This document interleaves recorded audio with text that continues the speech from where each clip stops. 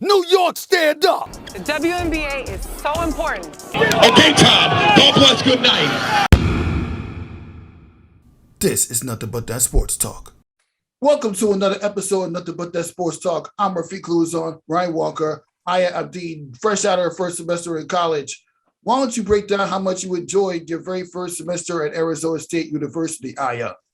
I'm feeling really happy that I got to study sports journalism in my college career.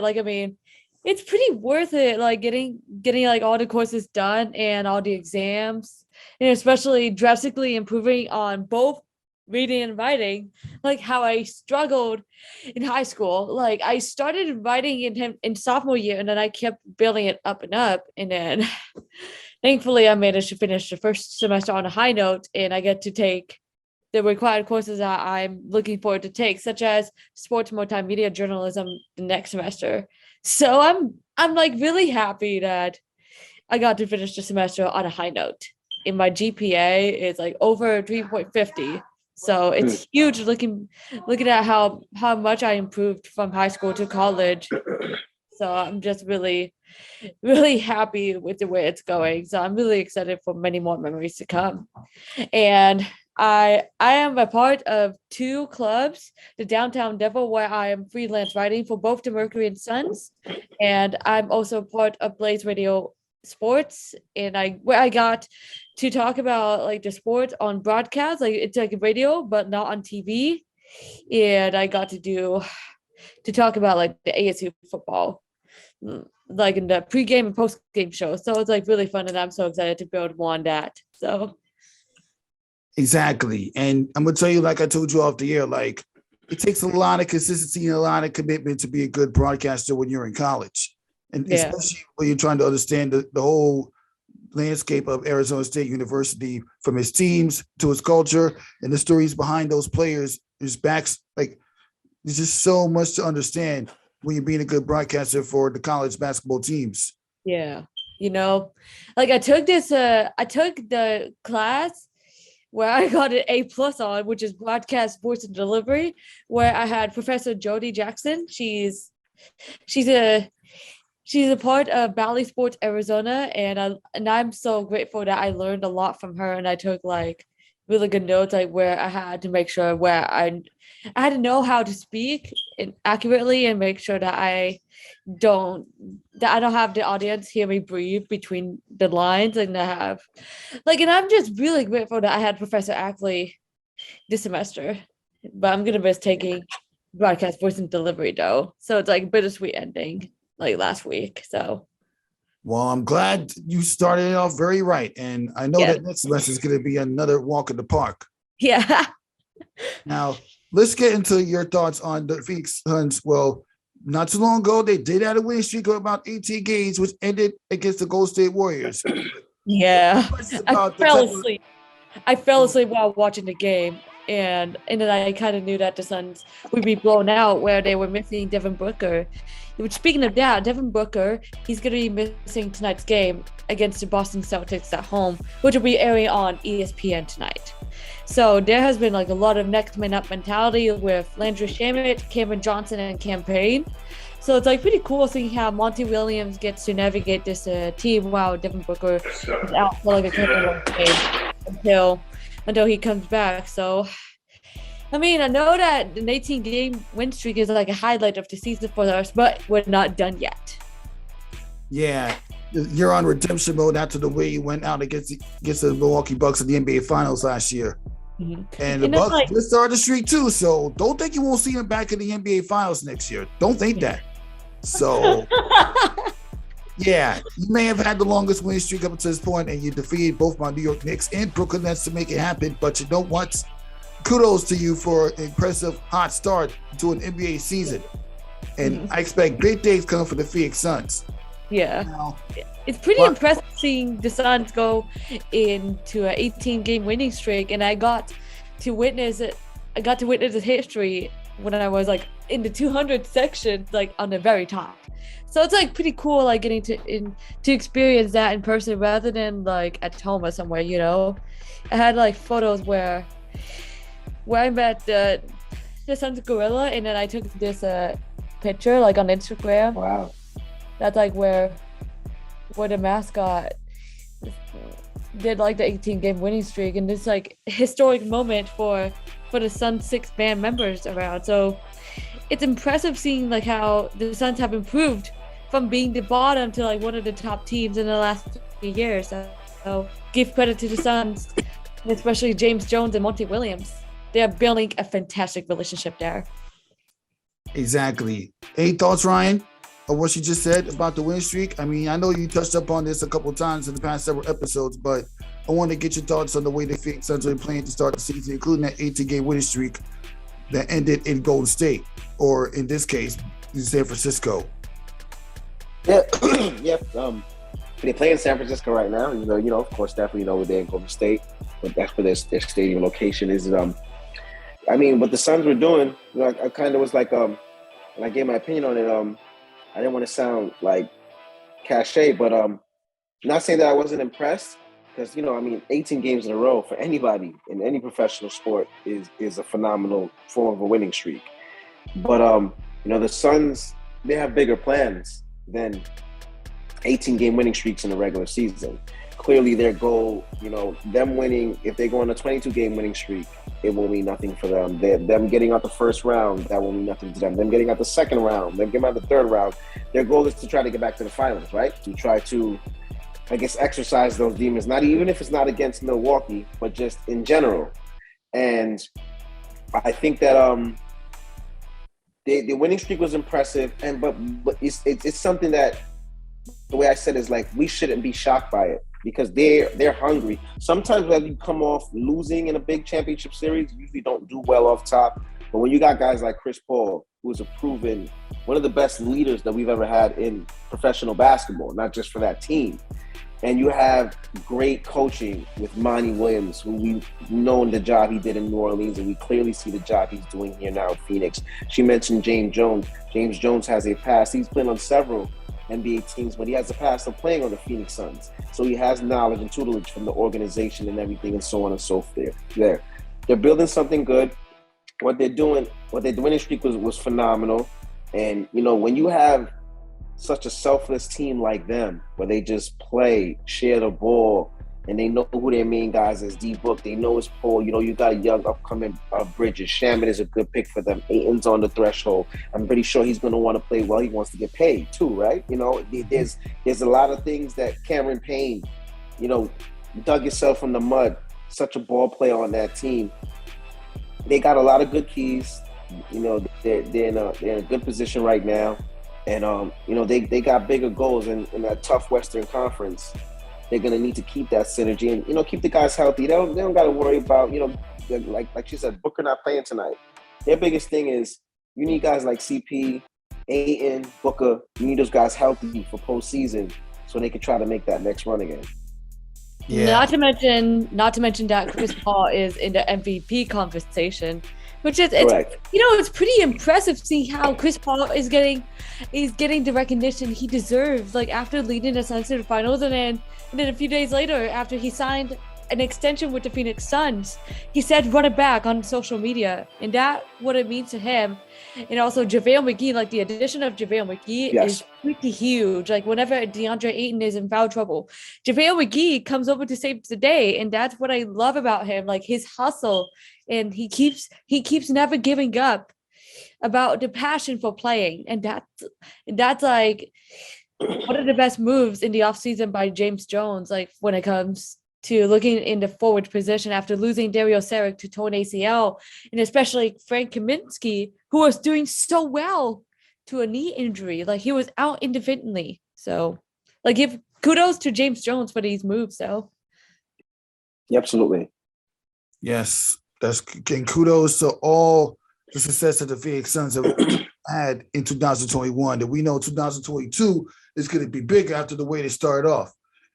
Now, let's just switch gears real quick, as this week the WNBA schedule was released, which has the Phoenix Mercury starting off against the Las Vegas Aces, a rematch to the semifinals, which was highlighted by that Brittany Griner block on Asia Wilson and the 37-point performance by Diana Taurasi had in Game 2. So, you can tell the Aces, they're going to be hungry this season coming up. But I want to get your thoughts on what are you thinking when you saw the schedule for the Phoenix Mercury? I mean, it's going to be like interesting how the Phoenix Mercury will be faced with a challenge in the first few games of the season, and especially in the Commissioner's Cup. You know that the Phoenix Mercury, they were coming out from a heartbreaking loss in the Game 4 of the WNBA Finals this past year, you know. They're looking for like a new voice in head coach, like after Sandy Brundle has mutually agreed to part ways, and Jim Pittman said that they're looking for a new voice that has a mindset of winning championships. So it's going to be like interesting to see which names were brought up and which new players would we be bringing in. So like it's going to be like an interesting start of the season for us. Like, you know, like when we started out this season 7-9, after a blowout to the Minnesota Lynx at home, we had a 2-game winning streak against Las Vegas and Seattle, which was, you know, that's what a key point where we got into like this 10-game winning streak which was incredible. And then we had this incredible playoffs and finals run ended by a heartbreaker, you know. The Phoenix Mercury are hungry for more as well as the Aces, you know.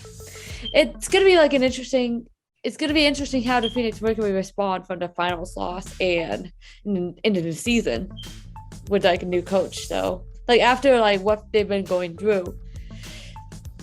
Yeah, and it's not just Sandy that got released. It's also Walt Hawkins, the coach of New York Liberty, that got released, which is kind of no surprise considering 2020 was horrific. 2021 was underwhelming, but they at least made it to the postseason. Ryan, I want to get your thoughts on the releases of those coaches that I just mentioned. Liberty.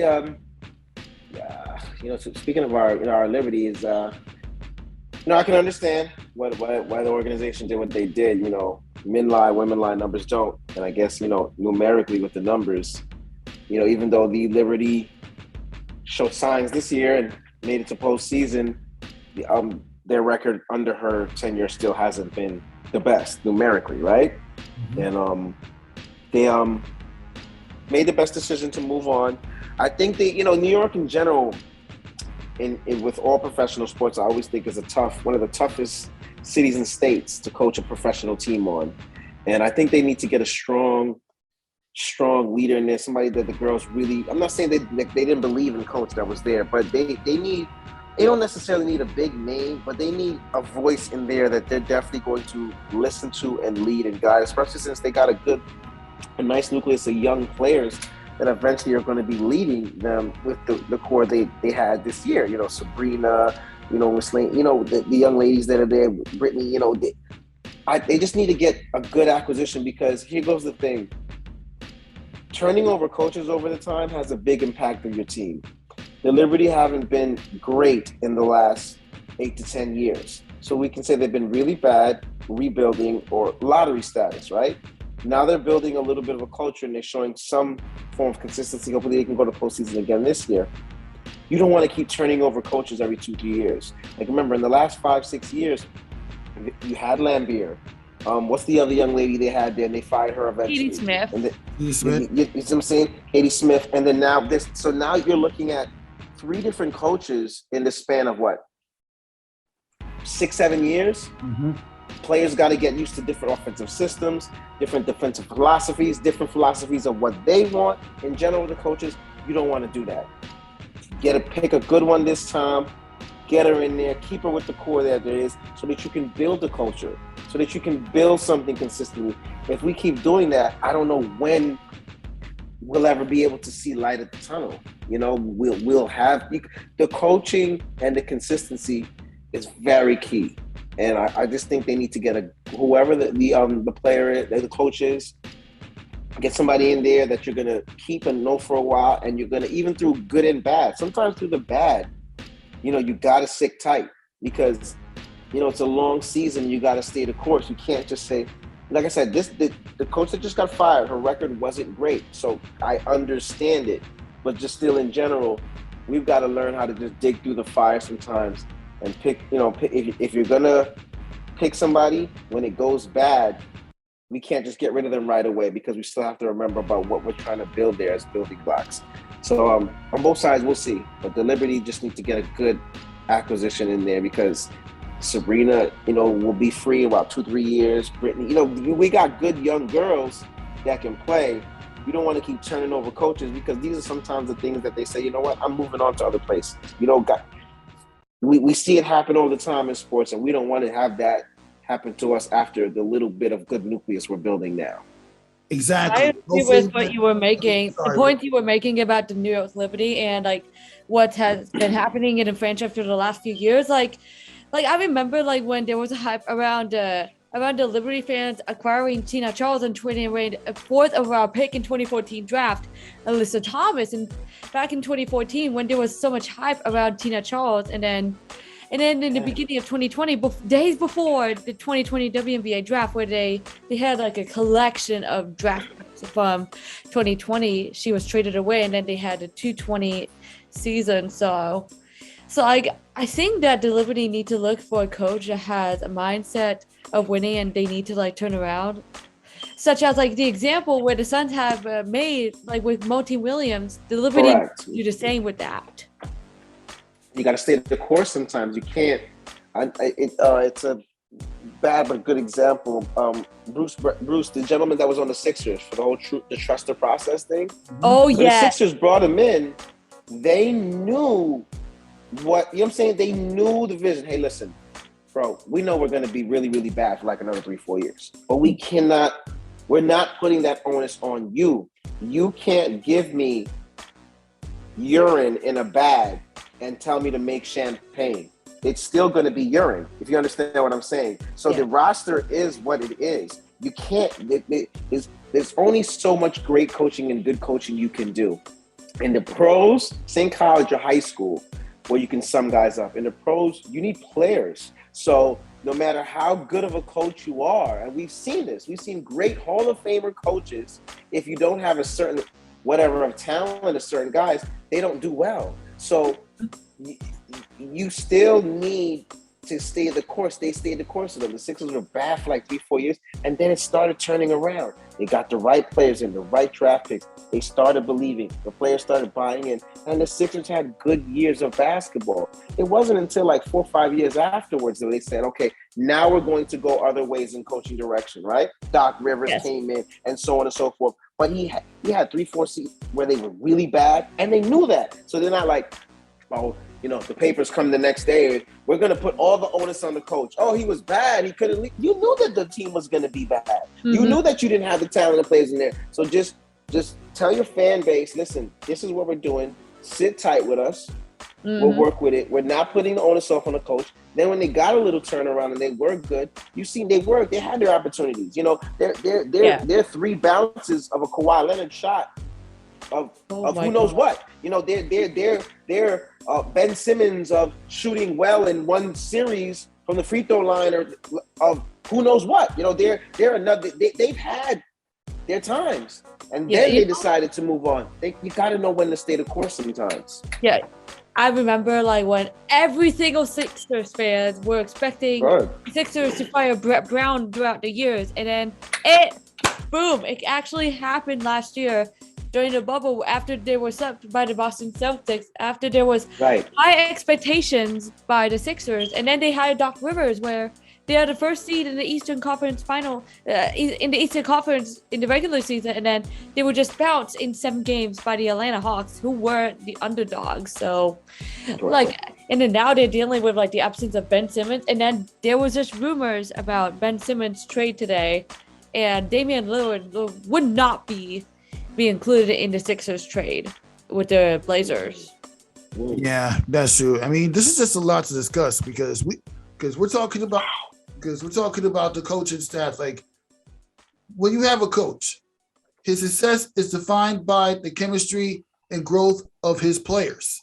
And clearly, there were many conversations, there were many press conferences that I sat at where he literally could not figure out why the Liberty always lose the games they lose. Like, I remember saying in the press conference after the loss against Atlanta the second time, he pretty much he had a tough time figuring out what went wrong. They were doing everything right. They kept them close. They had a lead. I don't know, Rafique. I don't know what's been going on. Then you have the losing streak that happened in the second half, where he pretty much tells you straight up, listen, I've told them everything that they've had to do in order to win. It's up to the players to put that same commitment and chemistry. Even through the losses, he knows that there's some growth within the team. It's just a matter of getting it together. That's why I made it Zowie Pete went bye-bye after the offseason prior to last year. I mean, Jake, you weren't developing anything. You only won 2 games in 2020. Not sure you were like a 10-win improvement. Of course, you did get a playoff appearance, but you couldn't get out the first round. If you had gotten the first round again, they have gotten on the first round against your Phoenix Mercury, you would have had a whole different conversation. Yeah, that would have been a big close. As far as Kalani goes, she did everything she could. You coached her back to the WNBA finals. You've been part of that coaching staff for so many years. You understand Diana Taurasi's winning mentality, Brittany Griner's winning mentality. You picked up Skylar Dickens-Smith and Kia Nurse, even though she couldn't play in the finals. It was a bummer losing her. Where she's gonna go? Where the Mercury gonna go from here? I mean, you know they're gonna be good next year. It's just a matter of the coaching system they're gonna play under because it may not look like it, but the coaching does define the different playing style of a team. Yeah. So and it's they probably should speak to Diana and Brittany too about, I guess, who they probably feel Skylar as well, right? Yes. Have their opinion, right? Yes. Honestly, it's my first time ever seeing the Phoenix Mercury go through a coaching change, right? And then there were some people on social media saying that, like how Sandy Brondello, with the talent she had, we should have had at least 2 more titles. She was unable to focus the players during the season, so we had to play 2 sudden death games all but 2 years. Nearly impossible to get championship from those positions. So there were some fans, I'm reading off those comments from social media. It's like they were like making a point about how Sandy Brondello tried to do all she could, and then there were like some opposing fans of Sandy. And then like I'm just really grateful for the years with Sandy. Like she gave them a lot of tough love, and she is grateful for the experience she had. And she said that it is difficult to win in the league, right? Yes. You know, it's crazy. I mean, man, I think it was, I don't know if it was the great Phil Rizzuto or Mickey Mantle, but his terminology was always, baseball is a game of inches, and sports too. Sports is a game of inches. You know, for all those quotes that you just said, and rightfully so, Phoenix, staff and Phoenix fans and so on and so forth, the fans, pardon me, on those opinions.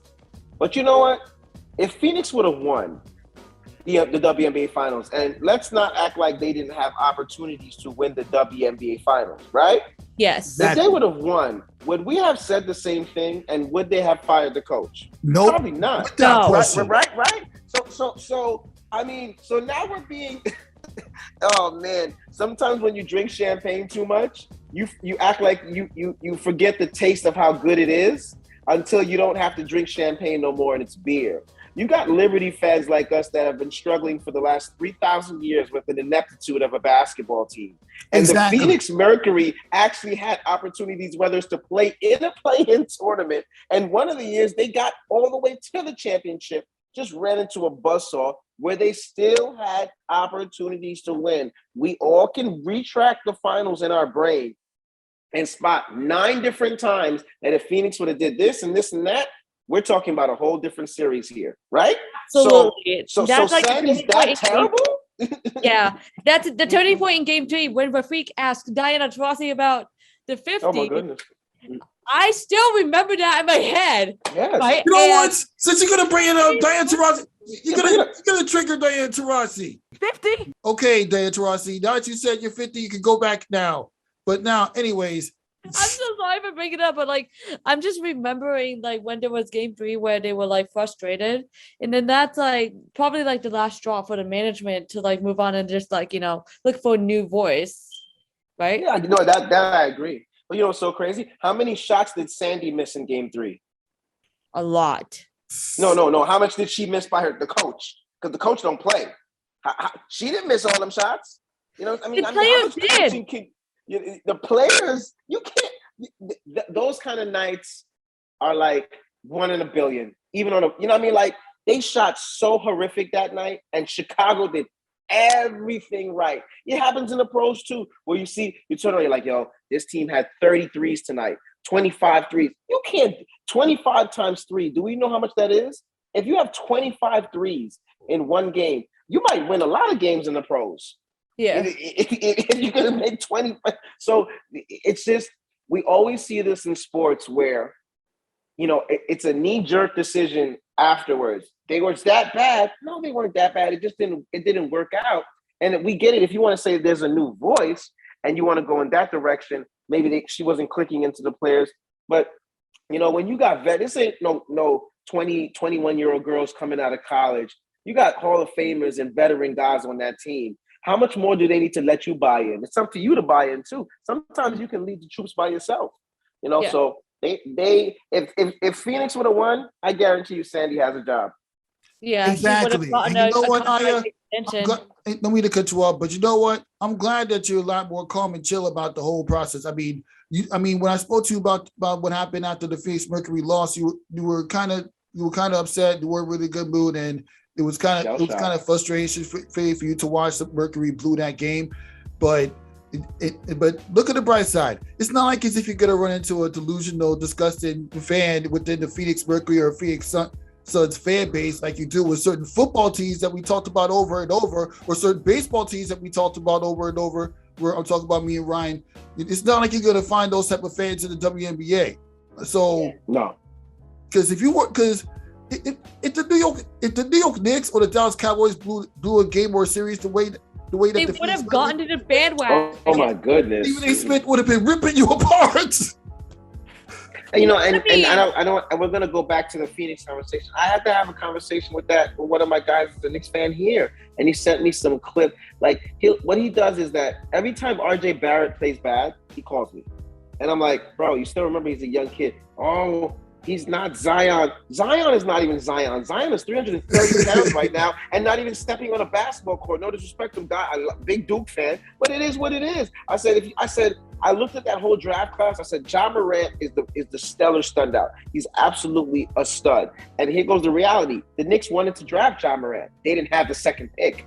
They had the third pick. So Memphis took him before we could get to him. Now, but he'll send me a game when RJ does bad. RJ had 32 the other night. I said, but you never call me when he has 30. And then he said, oh, he'll probably have 5 tonight. I said, well, I'll bet you that he'll have probably 14 and 19. He ended up having 19 points. I said, listen, he sends me a footage with Stephen A. Smith. I'm going all crazy on ESPN. Because he's not using his right hand. He's allergic to using his right hand. Right hand, yeah.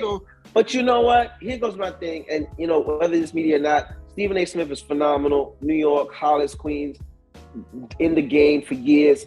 I mean, we know how great Stephen A. Smith is where he is. But sometimes I'll be thinking ESPN make these guys say stuff just for shock value and just keep going on and going on. Because 4 weeks ago, it was New York stand up and New York is changed and everything is good. And then 3 weeks later, they need to, I just can't deal with the inconsistency. Yo, the Knicks haven't been good for a while. So I kept telling everybody, we need to stop getting a little prosperity and acting like we won the Super Bowl. We're 5-1. We haven't won the finals. We're just 5-1. It's the first week and a half. Absolutely. You know what I mean? They're a 6 to 10 seed regardless. How many times have I told you that, Feek? I said they're a 6 to 10 seed. The East has gotten better. I am not going to blind myself to think that they're going to be a 4 seed again when they surprised people being a 4 seed last year in a year that the year was kind of bunched up, and quite frankly, they probably was the worst 4 seed in the history of basketball, because we see in the playoffs, how did that work out? That team was just a hard-working team. And we do the same thing, going back to the ladies. Everything is just such a knee-jerk decision sometimes, and it's a game of inches. You know, everything is a game of inches. You know, do you know that 30-something years ago, Duke was going to fire Coach K? How well would that was going to work out? Oh my God! Not well. What do you know? Coach K is in his final season. Yeah, imagine if they would have fired that man, because they were close. God bless them that they didn't, because if they didn't, Duke would never be the program it is right now. Never. You know, I imagine if there has been a lot of bandwagons with like like the teams around the NBA when they follow like the team that starts winning, and then there has been a lot of competition in the Eastern Conference this season. Yeah. Look at the Chicago Bulls when they just added DeMar DeRozan and Lonzo Ball, and then Brooklyn Nets. They keep competing, and then the Charlotte Hornets and Washington Wizards. Wow. My goodness, there has been a lot in the Eastern Conference where it can be so stressful in many ways. But except for the Detroit Pistons, where they've been struggling with like Dwayne Casey. Like, remember when Dwayne Casey had high expectations with the Toronto Raptors in the 2017-18 season, and then they were swept by the Cleveland Cavaliers that led to Dwayne Casey's firing. LeBron conference. So, like, Toronto was not going to get past no Cleveland Cavaliers. Exactly. Yes, and you know what? After LeBron James left the Eastern Conference to play for the Lakers, look what happened. Toronto got a championship. Yeah. That was the LeBronto era. Oh my God. LeBronto. Not even Drake could stop him. It was just unbelievable. Just the way he dominated the Toronto Raptors during those years was just so incredible. 16, 17, 18. Oh my goodness. My God. Luckily, he went to an underwhelming Los Angeles Lakers team in 2019, and the Raptors got that championship. 100%. So, 100%. But yeah, stick with Phoenix. There's a bright future for Diana Taurasi. Well, when I mean bright, I mean not really, because she has like literally 1 or 2 years left in her. At least Brittany Griner has a year left. Years to play. 1 year. Wow. Okay. So, Taurasi has a year left on her contract, like from the Supermax. So, yeah, you can still. So yeah, luckily this isn't the end of Diana Taurasi's era, even with the new coach. Yeah, it's gonna be interesting to see how she responds and then how she'll help the Phoenix Mercury keep building onto that. Like, I'm sorry if I had to mention like the scare a few minutes ago, right? You're fine. I'm actually glad you mentioned it because I know that's one that got on Sports Center. Sir, me interviewing your favorite player in the press conference on Sports Center.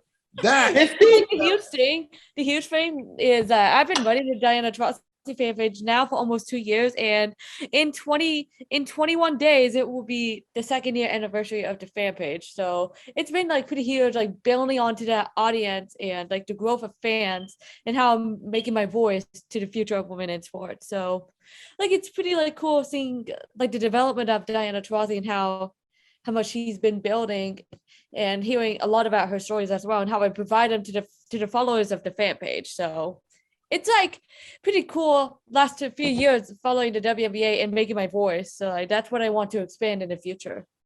And that's how I got started. And it's good that you did that. It's really good that you did that. But let's get to some upsets that happened this past week. Uconn get upset by Georgia Tech. Oh my goodness gracious.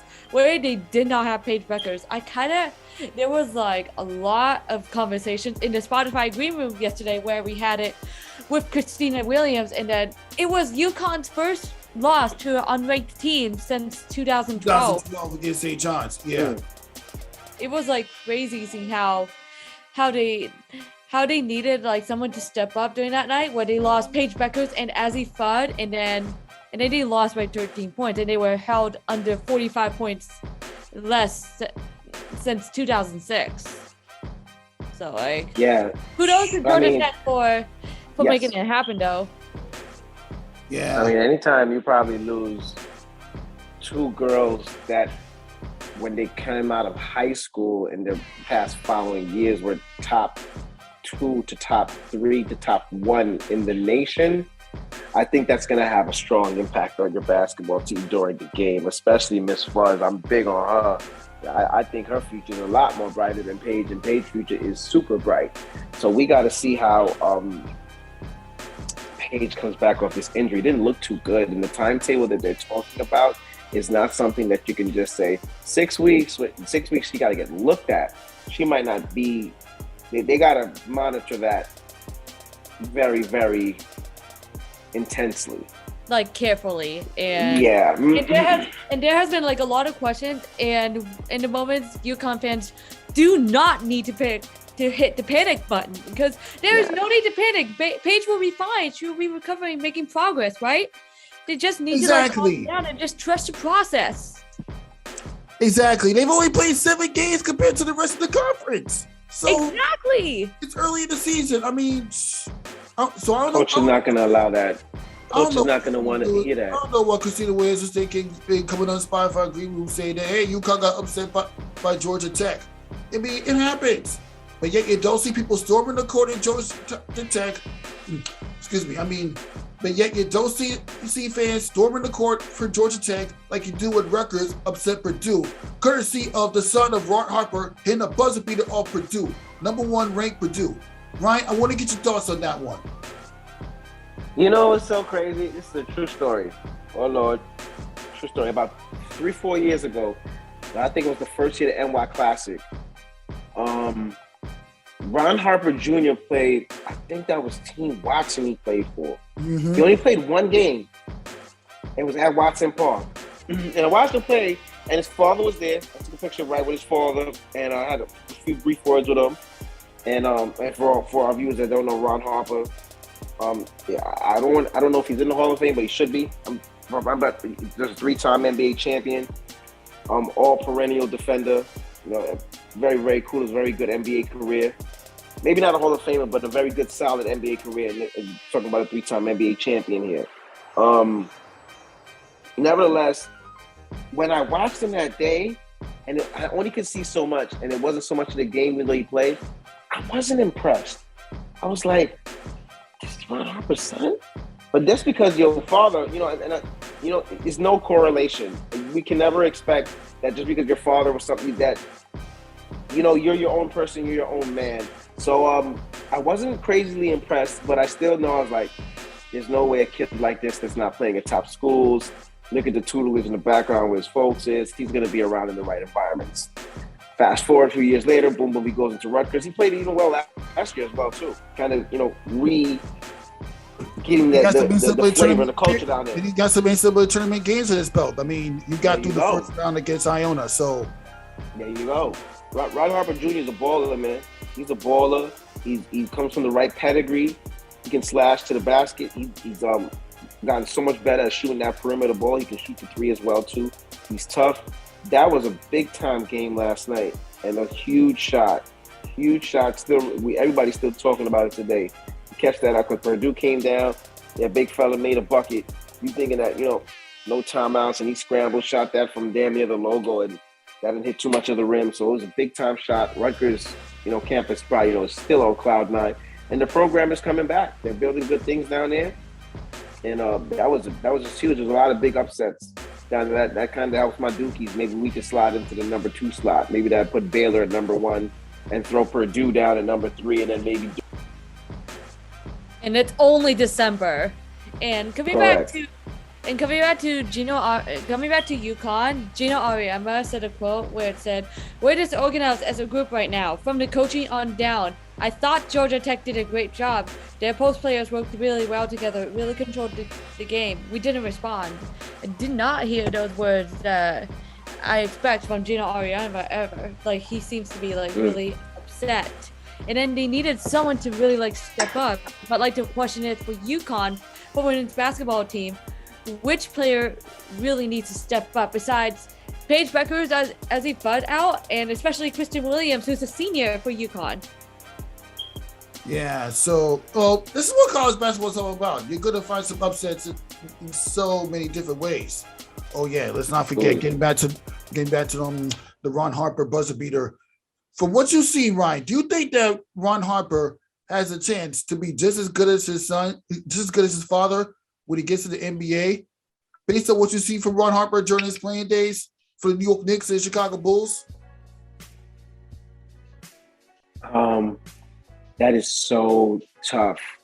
Because Ron Harper is one of those guys Ron Harper, the senior, of course, that one of those guys that, for catching my era back, we know how good he was. I mean, Clipper days, he could score the ball, guard you and defend you up. That Michael Jordan documentary, he'll tell you about how good of a defender Ron Harper was. Trust me, he was one of the best guys that defended him. Yeah.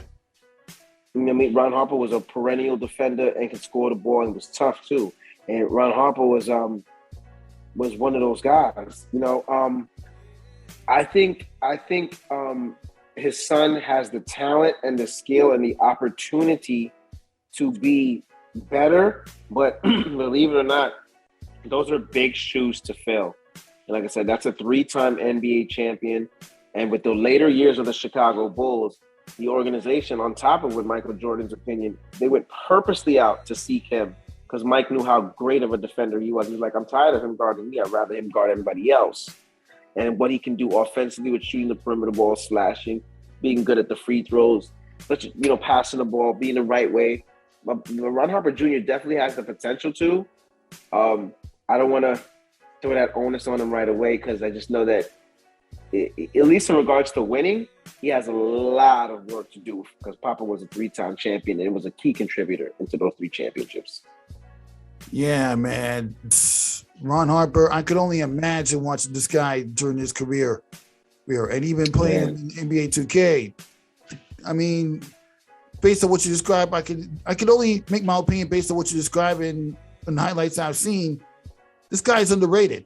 Now, I know this guy's underrated, but people need to realize, even when being the son of one of the greatest players in the NBA, it's gonna take time to gel to the type of player that your father was. We all can't be correct, even if he was your son. Because look what happened with Patrick Ewing Jr. when he came into the NBA. He had a hype preseason in 2008. But after that, he was cut just like that. Well, you see, here's the biggest thing with all sports. There's no direct correlation that if your father, your uncle, or whatever else played sports, that you're going to be that phenomenal. If anything, which is a crazy statistic, most of the NBA players who had average careers or a little bit below it, their kids end up becoming way better than them. The ones with the most prestige, like, all right, Michael Jordan, greatest to play, or if not the greatest, depending on how you LeBron, but top perennial, right? His kids were egregious in basketball. They went to Division I programs. They're egregious in here, nothing. Michael Thompson, son is Klay Thompson. Michael Thompson's not a scrub. Michael Thompson can play. Is he Klay Thompson? No. Nope. Klay Thompson has surpassed that, right? And Michael Thompson is an NBA champion, a guy that played on the Los Angeles Lakers. All right. LeBron is playing now. Yes, Bronny might get in there, but there's no guarantees that they're going to beat him. You understand? And if anything, it's more pressure on them because everybody's going to say, yeah, you got to be second coming. If you even give them the same plateau to try to fill those shoes, it's unfair. Bronny and Bryce are their own entities, and there's no guarantee that they will get in, even though they have the better opportunities to get in. But Kenya Martin was a really good NBA player. His son is pretty decent too. You know what I mean? Will his son be better than him? Who knows? You know what I mean? Does he have time and potential? Absolutely. But that whole rhetoric about that is ridiculous. Just because your daddy was good, don't necessarily mean that you're going to be good. Some guys come at you purposely because they want you to prove it, and they might think that you have had opportunities that they didn't get because of who your family background is per se. You know what I mean? So, there's no direct correlation. You still got to earn it, and like you said, Patrick Ewing, Hall of Famer, great player. Son, not the same. You know, the one thing that puzzles me is about like when it comes to like high school, like when they hype up the players that could make an impact on the basketball world in the future, like what you were saying, Ryan. And then like when they say like Bronny on Sports Center, and then they especially air this game on ESPN, like still puzzled about how it could like correlate into like their careers and how much hype they could get. And then what if something bad happens and then like their career could get like doomed or like either good or bad. So there's like a lot of puzzling things about like high school, and then like, I'm not sure what is next. And I like the point we're making there, Ryan. There's no point. There's no Gary Payton. Gary Payton came in Oregon State, had a little tough coming in, but got a chance to play and start on top, and he had a great career. His son was great at Oregon State, but he had a G League at first. You understand? You would think that, his dad is the glove. No, he still got to earn it and work too. And you know what I'm saying? So there's just no direct correlation to think that just because your family played that you're going to be that too. Absolutely not. Absolutely not. Not. And let me just ask you this one question, right? I mean, if you had a father that played for the NBA, would that guarantee you being the type of basketball player that you were like when you started? It would have a difference. No, I'm not. No, I'm not going to say there's no difference. Remember what I said. With having those, even if you have a parent who had a Division I career and didn't go pro, or maybe overseas, that has an impact because you'll have access to different camps that another kid probably won't because of who your family is.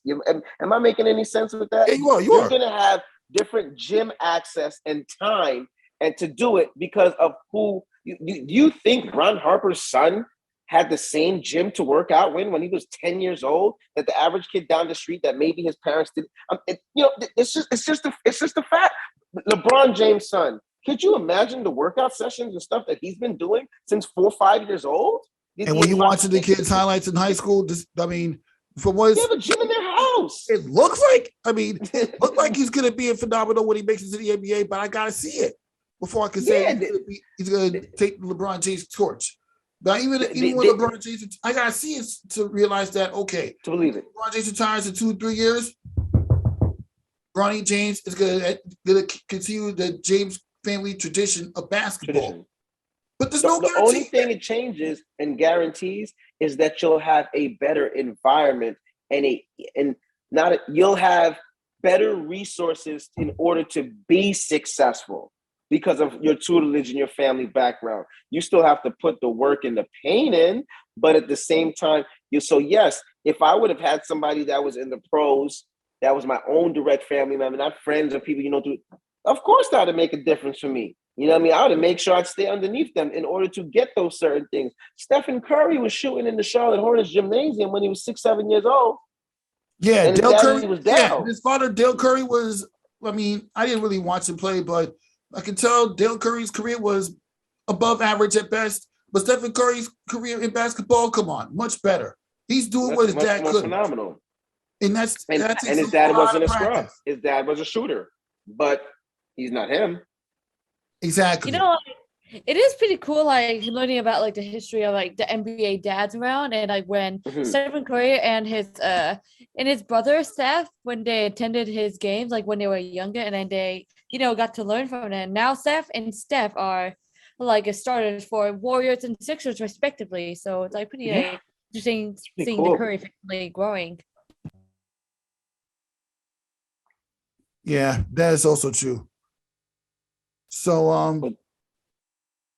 now we're gonna wrap up this episode with the recap from last night's game with the Minnesota Vikings taking out the Pittsburgh Steelers. Ryan, I want to get your thoughts on this. Oh Lordy Lord. Pittsburgh, how the mighty have fallen. Big Ben, it's time to move on, but they're going to do that anyway. Big Ben has had a phenomenal career there. They try to make a big-time comeback at the end. Sometimes I wish he could bottle that performance up and get it all the time, but Pittsburgh's had a tough year. That division is very interesting. Minnesota's been very uncannily good this year, quietly good. They're still fighting for that wild card, so that was a big game for them. They were very fortunate to score that one touchdown to keep the distance in the lead. Because Pittsburgh was coming back on, I think it was 21 points in the fourth quarter. Pardon me. That's just a heck of a buzzsaw. But that's been the antidote, and we're flipping the football. That's been the problem with Pittsburgh all year, that they haven't had enough time and moments on the field of consistent good play to even put themselves in a position to consistently win. Period. They'll have 5 minutes of where they do that, and they'll have 54 other minutes where they play absolutely terrible on the football field. They lost to the Browns 16-10, and the Browns can't even find themselves. And Baker Mayfield has issues with it. So it's just they're so up and down. It is what it is. Minnesota took care of their business. They're fighting for that wild card. They needed that slot, and I think this might be the first year that Mike Tomlin does not finish with 100 with a 500 record minimum with the Steelers. Yeah, and as far as Minnesota goes, as far as Minnesota goes, they need this win, especially after the way they went out against the then now 1-win Detroit Lions. Oh my goodness! And not to mention about Chase Claypool. like when they were like making fun of Chase Claypool for celebrating, thinking that the Steelers won a game, and they actually lost. And then like they were just like mocking just Chase Claypool around social media last night. And then Mike Tomlin was considering putting him on the bench instead of starter. Right? Mm-hmm. Yeah. Pittsburgh, I'm telling you this. They don't. I knew they were doing that too, and you have to do that. My Giants did it with Eli too as well. It's a little bit to an extent. They tried one more year. They held on too long with Big Ben. Big Ben has had a phenomenal career. He's just not the same that he is. And sometimes you watch the game and you can watch the players slowing down amongst your eyes. You can watch things dwindling down with him. The arm strength, the delivery of the football, the timing, that 1 second of being 2 seconds of being late. That means the game speed of the game is too much for you now. Honest to God. And you can tell that Big Roethlisberger has been in the league since I've practically been in high school, or maybe a little bit after college. Am I saying that right? No, 05. Yeah, I told you this before, but my very first game that I watched in the NFL as entirely was Ben Roethlisberger's Pittsburgh Steelers taking out Matt Hasselbeck Seahawks in the Super Bowl. 05, 06. It's 2021. That body's got a lot. Everybody's not Tom Brady, and listen, even with terrific Tom, sometimes we are slowly seeing certain things to say, is it finally the time that he's getting old? No disrespect to the GOAT. We know this is the GOAT. But they've been Phillip Rivers, he retired for a reason. They've been playing for Eli. They were Big Ben, it's your time too. Everybody's not Tom Brady. They don't have a Brazilian wife and the LeBron kid at home on whatever they're doing to preserve their bodies, because Father Time catches up with you. Yeah, it really does. Now I want to make some predictions for some matchups that I think are going to be interesting.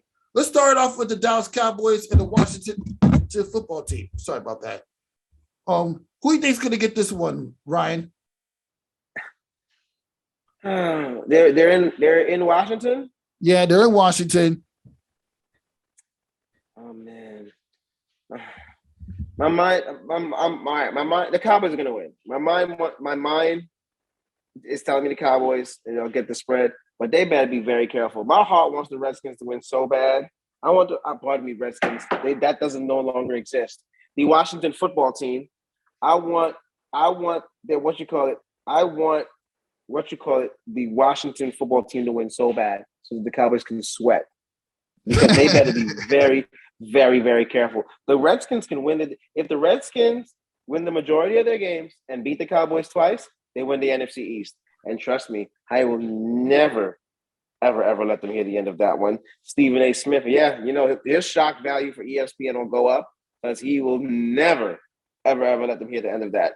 But I think I'm going to be smart. I think the Cowboys will be fine, and they should win this game. It will be close. It will be like a 3-point game. Washington will make them sweat, and they better be careful. Tyler's been making plays. They mess around. That defense is good. Washington's playing better. What are they? Washington won 4 out their last 5. Yeah, they're 6-6. Yeah, so that one's key. I'll be watching that one. The Dallas better not drop the ball. Yeah, that's all I gotta say, because if you lose, then you're just gonna make Stephen A. Smith look. Oh my goodness! Or they can win, and Michael Irvin can do the same thing that Stephen A. Smith does when the Knicks are winning. I wonder, if you watch ESPN First Take, you notice this guy Michael Irvin been educating Stephen A. Smith like crazy when it comes to these Dallas Cowboys. He's nearly doing what the casual Cowboy fans does not do or not able to do. We're all not meant to be analysts or hosts on First Take in such a form. So you can tell this guy Michael Irvin breaks down why the Cowboys win. Come on. It's funny. When you get into journalism, you're gonna be dealing with people like that. Oh my God, it's gonna be interesting, and I remember whenever I tweeted Stephen A. Smith, he would get he would bring in some bias about the Cowboys or the Warriors and stuff, and then whenever they see a shocker, and then he's like, I've seen the time when there was game 2 of the Western Conference Finals earlier this year between the Clippers and the Suns. he was like shocked like when he saw DeAndre Ayton dunk after he expects the Clippers Why would to he be bounce back. shocked? Him and Michael Wilborn, yes. Yes. You're just getting all serious. Yeah, I'm picking the Dallas Cowboys to win just to play it safe. Just play it safe. Just to play it safe, because I'm not really the biggest fan of the Washington football team. Because then again, it would help the Giants who are taking on the Los Angeles Chargers if they win, which I hardly doubt it. But while we're on the subject, Ryan, how much faith do you have the New York Giants defeat the Los Angeles Chargers and this kid Justin Herbert? First of all, Rafique, I told you last week with your Giants picks, our Giants, you need a drug test, because I told you last week that without Daniel Jones, they have no chance to beat the Dolphins. The Dolphins, they beat us. Sit Dan Marino. I watch this team every week. Without Daniel Jones, it's already difficult for the Giants to win games with Daniel Jones there and that horrific offensive line. They are horrific. But without him, it's going to be even more difficult, because he, believe it or not, for the naysayers, there's a dynamic that Daniel Jones brings to the team, especially with being able to run the football and do make plays with his arm at times. I have no confidence. The backup is in concussion protocol. So that means the other backup is playing. He's had some NFL experience. I forgot the gentleman's name. That's playing. Oh, Jesus Christ. I've seen it look into it. But that's a big responsibility to fill. The Chargers are a good football team, and Justin Herbert, who you're talking about, is one of the best young up-and-coming quarterbacks in this league. He's a guy that's in MVP talks for what he's helping the Chargers. Guy named, don't mean to cut you off, but you talk about some guy named Jake From, yes, who was a draft pick from a few years ago and had a little bit of experience, but not enough to throw him in his fire with the Giants now on a 2-game road trip with Miami, and then now going over to the West Coast. I have no confidence in them. It says Glenn uncleared protocols. They expected to start, but let's be honest. If it's not Daniel Jones, you're not going to beat the Los Angeles Chargers. I don't care. And I wouldn't, you know what, just off the strength of that you prepared Jake the whole week, I wouldn't play him anywhere if he cleared protocol. I would go with the guy that's better prepared, because if you do think you have any chance of winning, which I don't think you do, you're probably better off going with the guy that's been prepared and taking the snaps behind the first team all week. Then Jesus Christ, you throw Mike in there and maybe he sneezes the wrong in the first play, and then you have him out for the whole year with concussion protocol. So right now they just need to be very prudent and be very safe. And Rafique, please give that up. Even if the Giants do win, which they are not going to win, there's no wild card chance. They need to absolutely stop. Give that up. I have no faith in your Giants being a playoff team here either. So I'm going to pick the Los Angeles Chargers just to play it safe. Yep. Now, on to the next matchup is Tom Brady's Buccaneers going up against the Buffalo Bills. And we saw how underwhelming they were when they were going up against Tom Brady's former team in New England Patriots, led by Matt Jones. Who do they take this matchup between Buffalo and Tampa Bay? I have a feeling that Tom Brady and the Tampa Bay Buccaneers would take the win, because you know how experienced they are. Like, Tom Brady has a lot of experience throughout the years in the NFL, and he has 7 Super Bowl rings. I mean, it's impressive by a player throughout a tenure with a league, and I think that the Tampa Bay Buccaneers would take it. Like, I'm so sorry if I had to interrupt. And they're third place in the NFC, and then they could clinch a playoff spot and the NFC South championship with a win, and both losses by Carolina and New Orleans. So it's gonna be that's great points.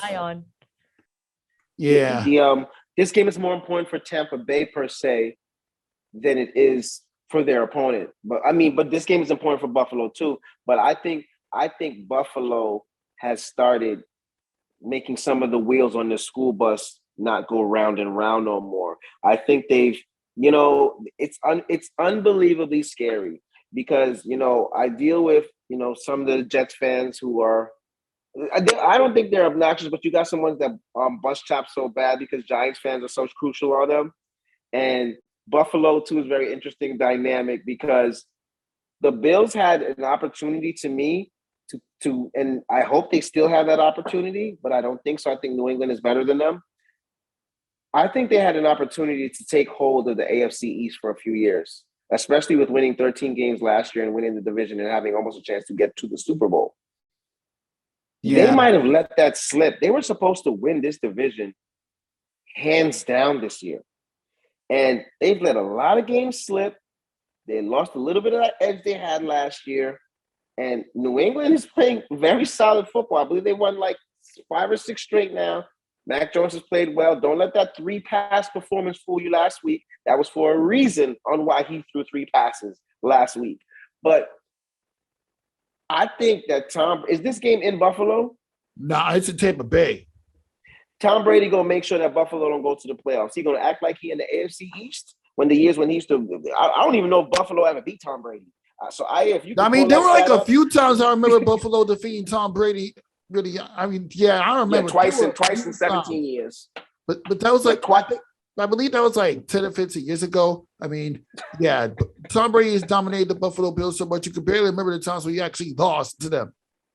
They'll send them home. That'll be the game that we could go back and say Buffalo, Tom Brady, even in another conference, is the reason why you're not going anywhere. I believe that bridge is come and gone in Tampa Bay. Tampa Bay needs to win it because I think it's in their best interest to try to get home field compared to see if they give it to Arizona or possibly a Green Bay. Oh my goodness. I'm from Arizona, and surprisingly the Cardinals have been impressive this season with the addition of JJ Watt and DeAndre Hopkins. They're like the Arizona Texans. Sorry, Bill O'Brien. When you can win with Colt McCoy at the quarterback with everything else, you are doing something right because it takes a lot to win with Colt McCoy. That's what Cliff Kingsbury is doing, like having other guys step up for the key players that we're missing. That is pretty huge by a head coach. Like I remember when it was the 2018 season, when there was like a lot of drama and they were like uncertain about like the future, and then they got Kyler Murray and Cliff Kingsbury. So like it's impressive seeing how they've been developing in the last few years for the Cardinals. After they had a 13-3 season in 2015 with Bruce Arians, now a head coach for Tampa Bay, where I had to turntable time. Yeah. Did we have a chance on the subject of the Arizona Cardinals? Do you have them defeat the Los Angeles Rams this week? It's going to be a challenge. There has been like a lot of drama. It's in Arizona, so oh my gosh. I'm probably going to pick the Arizona Cardinals to win this one. What do you think? Arizona, definitely. Ryan? I like the Cardinals too. I really do like the Cardinals. I like the Cardinals in this one. They just show me so much more consistency, so much more grit. One guy goes down, step up mentality. Mr. Murray's playing this week, correct? Mm-hmm. Mr. Murray's back. Mm-hmm. The Rams they played better last week. They after having Beckham there, they were trying to figure a few things out. I think they're gonna have the Rams are really good, but I think they're gonna have to play their A game. I think that the Cardinals get the sweep. I believe the Cardinals beat the Rams earlier this year. Yeah, yes, they did. Right they did. In LA. I think the sweep might be in order. Mm-hmm. Yeah. Now I want to touch upon some of the. Now before we end this episode, I want to touch upon I want to ask you, what Super Bowl matchup would you like to see happen? Because earlier this week, there was a Stephen A's list where number one, he wanted the Cowboys versus the Patriots, just so the Cowboys could have like an Atlanta Falcons-esque performance or to be more simple, replicate that Super Bowl where the Patriots came from behind to beat to defeat the Atlanta Falcons. There was like some people that were thinking Buccaneers Patriots matchup because they want to have a hype around Tom Brady versus Bill Belichick. So I'm like, I don't think it would be like possible to happen though, but like it would be taking place in Los Angeles. So like it's gonna be interesting to see which matchups would happen. And like whichever one the best and like most entertaining that will help it happen. Well, that was the first thing that I could say too, and I wasn't even thinking about necessarily the shock value. And you know what? It has a strong probability of happening. And I'm going to break it down a little bit on why. Let's be very honest. Even with the Cardinals being what they are, can we probably say that Tampa Bay is the favorite to come out the NFC to go to the Super Bowl? Exactly. Yes, we can say that. We can definitely say that. Right? I mean, you got Tom Brady as your quarterback. You got the greatest quarterback of all time. You're the defending champions. Mm-hmm. And we know what they can do in the playoffs when he's there, right? And that's no disrespect. We talked about the Cardinals. The Cardinals are playing phenomenal. The Green Bay Packers are playing remarkable football. They're rallying around Aaron Rodgers. We don't know if this might be his last year there, but they are rallying around Aaron Rodgers. Great. And you wouldn't want to give them home field because it's tough to win in Lambeau, but we also have to remember that Aaron Rodgers is 1-4 in NFC Championship games, and he's 10-11 in the postseason in the last. But, that's neither here nor there. So, Tampa Bay is the favorite. If they get home field, this can be something that strongly happens. Now, New England can do it, and I'll tell you why. They're quietly, but not quietly, going under the radar. In the AFC, you're probably going to say maybe Lamar Jackson and the Baltimore Ravens, right? Maybe who else are the top those that are really, really killing over there in the AFC? Kansas City, of course, they just came back. Yeah, Kansas City are battling back. Runner-ups in the Super Bowl last year. We know what Mahomes can do. But remember, New England is going to win the AFC East, most likely. So that means they'll have a home game. Now it's all about securing the top record. And I believe that they are up there in the AFC with that. Now, if the postseason starts, I don't know about anybody else, but I feel comfortable with Bill Belichick leading my team. Right? To try to have an opportunity. We just watched the man win a game where he had his quarterback throw 3 passes. And you watched him win a game where the defense had like 4 interceptions on the New York Jets, but then they get the Jets. So what you expect? The Jets are terrible. Yeah, the Jets are terrible. But it can happen. It would be nice because now we'll see, can the teacher beat the quarterback or can the quarterback beat the teacher? Because I didn't like some of the narrative that got painted last year. With Tom Brady winning, now we started poo-pooing too much on Bill Belichick. And I think he's got a chip on his shoulder with these guys in the defense. They spent a lot of money to add on to. That's why they have 4 interceptions. They spent almost close to $100 million on that defense. This year again, it's kind of making guys say, yeah, they both needed each other because he's doing a phenomenal job down there. And nobody expected Mac to be this good right off top. And Mac's doing incredible things, excluding throwing for 3 passes last week because the winds were swirling like Kansas City and Chicago. The goalpost came down for almost crying out loud. You know what I mean? But Mac Jones before that had a week where he threw for 400-something yards, 300-something yards, a 4-touchdown game. He was in an incredible streak, which lets you know that the coaching down there, the culture and everything is the right and the conducive culture for them to win.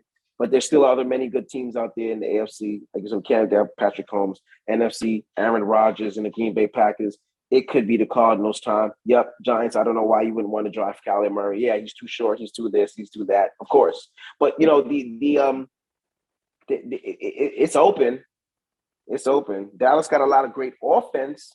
It's the other part they got to worry about getting somewhere. Yes, that's also true. They drafted Trevor Lawrence with the first overall pick and head coach, and they were like dead last with the Houston Texans this season. They had high expectations that they could take like a long time to develop, and then you see how competitive NFL has been in the AFC this year, and so is the NFC with Arizona, Green Bay, and Tampa Bay, like you were pointing out. So it could be interesting to see how all the playoffs will play out. It's gonna be a lot of parity. Yeah. Yeah, a lot of parity. The stadiums could go either way. And also, I would like to pay tribute to an NFL wide receiver that passed away. And Ryan, you remember this guy from that crazy pass he caught off Tim Tebow in the 2011 postseason to get the victory over the Pittsburgh Steelers, Demaryius Thomas. God bless you. What do you remember from this guy's wide receiver skills? Oh, Demaryius was so solid. He came in the league doing it. He woke a lot of people up because we were around that time. We had a lot of good receivers in the league. Like he came around the time of the not Dak Prescott, the Des Bryant times. A little bit, Beckham came a little bit afterwards, but Calvin Megatron, Julio Jones, he was around that time of that big receiver hybrid type stuff. Because he kind of was a tight end, but they put him at receiver because he was just so brilliant at catching routes, and they had a great receiving core down there. What they was doing, Demaryius Thomas was good, NFL Super Bowl champion with the Broncos as well too. I don't know if he was on a championship team with New England, but I know he did play on those New England teams, and Jets as well too. He came in and did some good things with Gang Green. It's sad to lose him at 33 years old. But Demaryius Thomas was on Christmas Day, but yeah, wow, he was a physical specimen. Talk about a guy that could catch the ball with not just his hands, but his body as well too. Run routes, run you over, but still with good speed. He was definitely a dynamic, and there was times in the league that he was definitely considered one of the top 5, top 6 receivers in football for what he did. So sad that he died at such a young age. But Demaryius Thomas is an NFL Super Bowl champion and a solid NFL player. Left around a lot of good family members and probably family behind. So that that's tough, but he was a very solid player. Yeah, he'll be dearly missed. Mm-hmm. God rest his soul. As you get this episode, nothing but that sports talk. Thank you for stopping by, Ryan and Aya. And to all the ballers out there, get your head in the game. That's it. Crunch Time Sunday. Thank you.